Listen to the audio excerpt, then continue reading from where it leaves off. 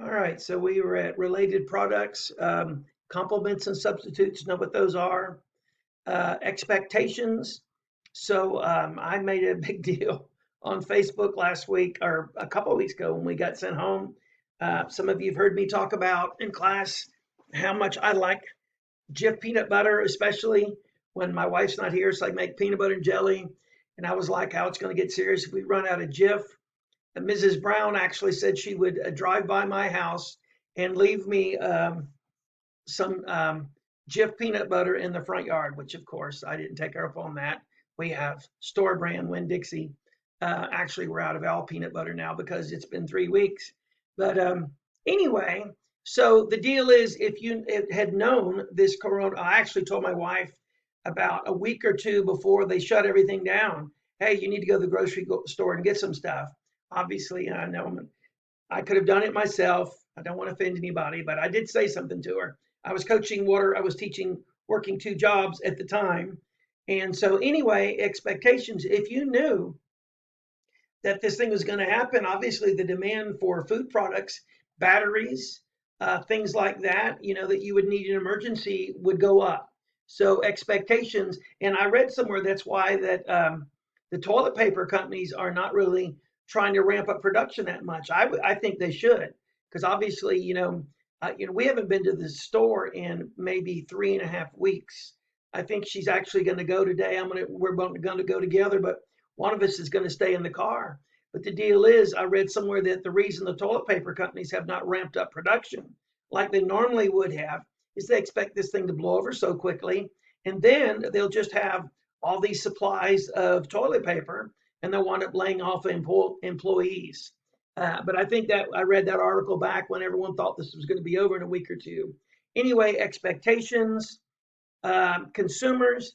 So if you have and here's the example we used in class, if you have a pizza restaurant, and there's the demand for your pizza, Fred's Pizza, we'll say, and all of a sudden 2,000 people move to your town, even if there's other pizza restaurants, the demand for Fred's Pizza is going to go up. So if you have more consumers, demand is likely to go up. If you have less consumers, it's going to go down. If people are leaving your town, well, then probably your demand for individual products is going to go down. Taste and fads and preferences. And when I did this lecture way back when, I talked about the pet rock, I talked about clackers, I talked about all the fads that come and go. What are those shoes that people wear? I've never owned a pair and I hopefully never will. Crocs.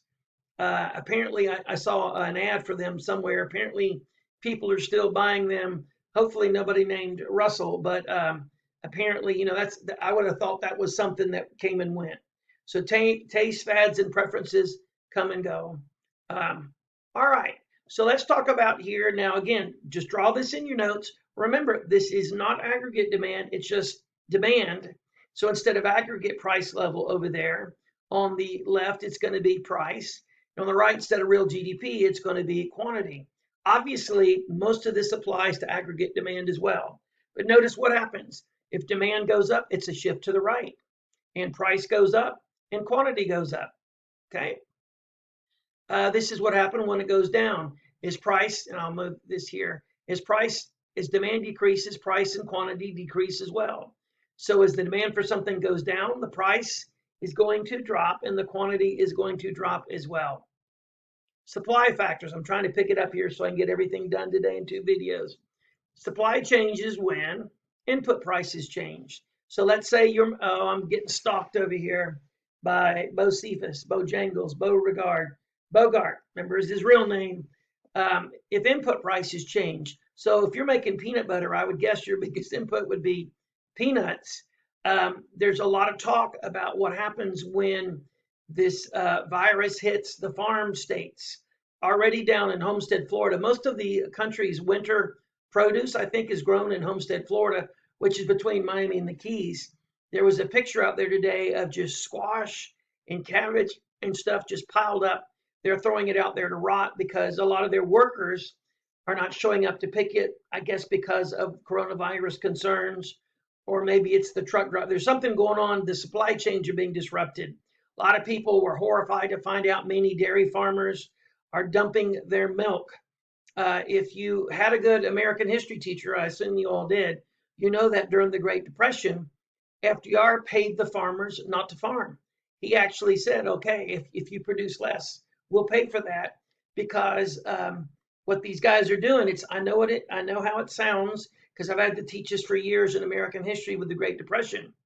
When they destroyed eggs, they broke eggs, they shot cows and pigs, and they dumped entire tanker trucks full of milk by the side of the road. They're trying to reduce the supply so the price will remain stable.